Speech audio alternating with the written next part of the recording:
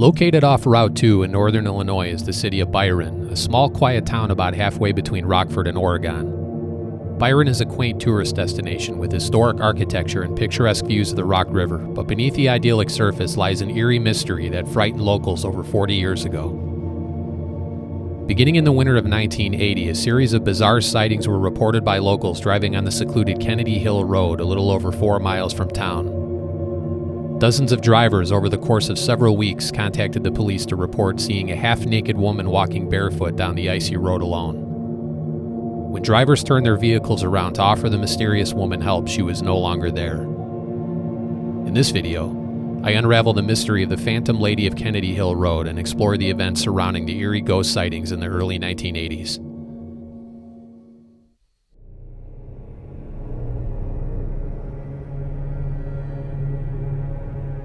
One of the first reported sightings of the Kennedy Hill ghost took place during the day in December of 1980, weeks before Christmas. A local Byron resident was driving home from church on a bitterly cold Sunday morning. As she approached her driveway on Kennedy Hill Road, she was baffled to see a half-naked woman with long blonde hair walking on the side of the road. It was cold and windy with snow covering the farm fields, yet the woman was barefoot and wore only a pair of shorts. The frightened driver pulled into her driveway and watched the mysterious woman from a distance until she was gone.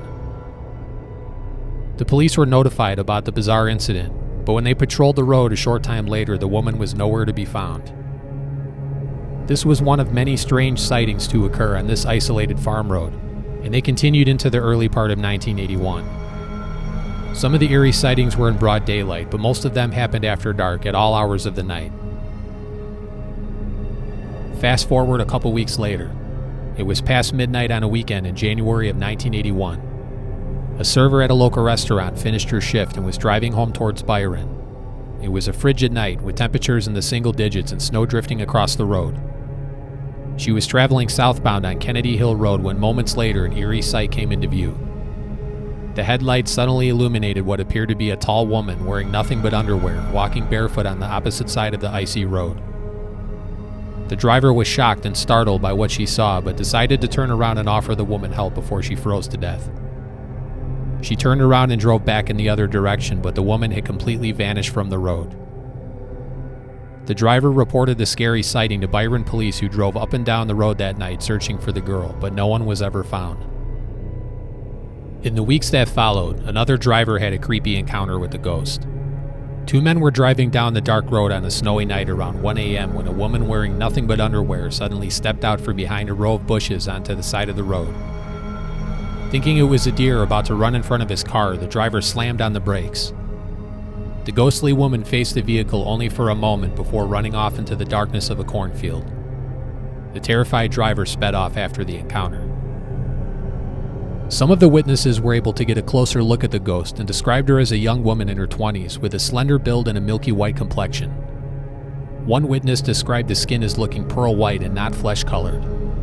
In almost every encounter, the ghost was half naked when seen, but some people reported seeing the woman wearing different items of clothing, including shorts, scarves, and even nightgowns.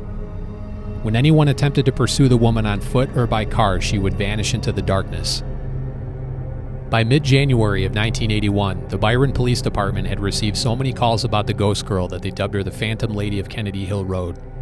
The Phantom became a media sensation in local newspapers, including the Rockford Register-Star, who published 5 consecutive articles on the sightings. Local residents even printed out t-shirts with a comical image of the Phantom.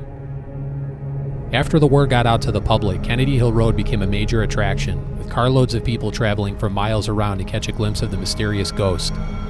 But in late winter of 1981, the sightings abruptly ended, leaving local residents wondering who or what was the creepy ghost seen by so many people.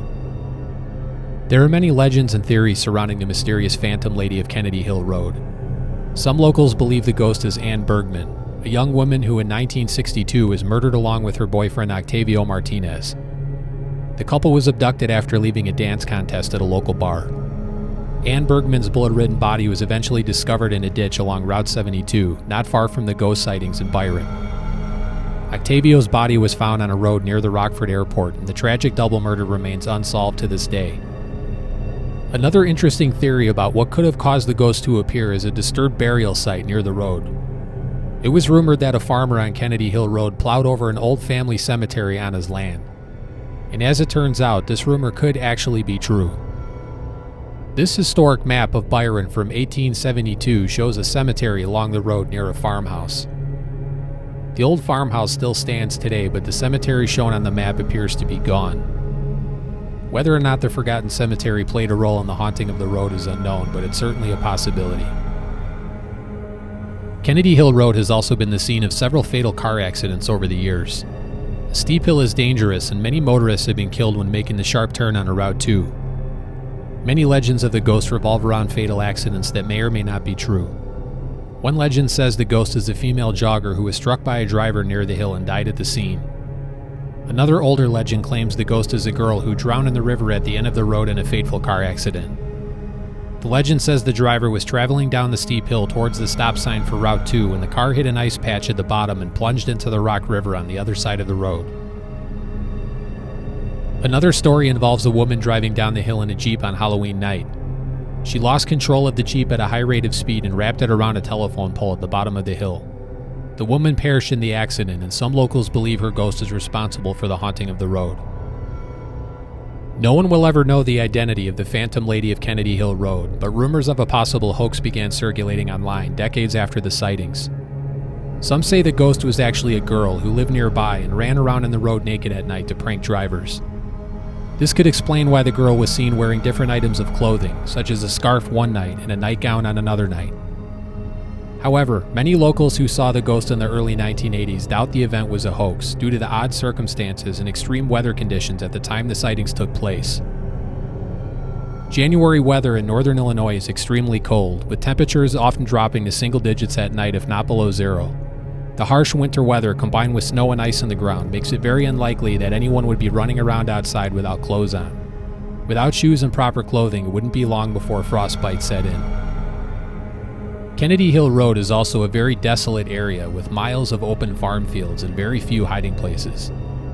The ghost appeared on various sections of the road, with some sightings occurring as late as 1 o'clock in the morning. It seems unlikely that someone would walk up and down the road and surrounding cornfields in January at all hours of the night for several weeks. Some witnesses have also said the first official ghost sighting was not in 1980. According to some reports, the eerie ghost allegedly appeared on the road as early as the 1970s, long before the 1981 sightings and media coverage took place. Others claim to have seen the ghost in the late 1980s after the sightings were said to have ended, but based on reports, it seems as though the activity came to a close in the winter of 1981. Whether the ghost was real or not, the Phantom Lady of Kennedy Hill Road is a fascinating story that continues to send shivers down the spines of those who witnessed it. Even today, some people avoid driving down that stretch of road at night, but many others drive up and down the hill hoping to see an apparition on the side of the road. Have you ever witnessed the ghost of Kennedy Hill Road? Do you think it was a real ghost or an elaborate hoax? Leave a comment below and let me know your thoughts.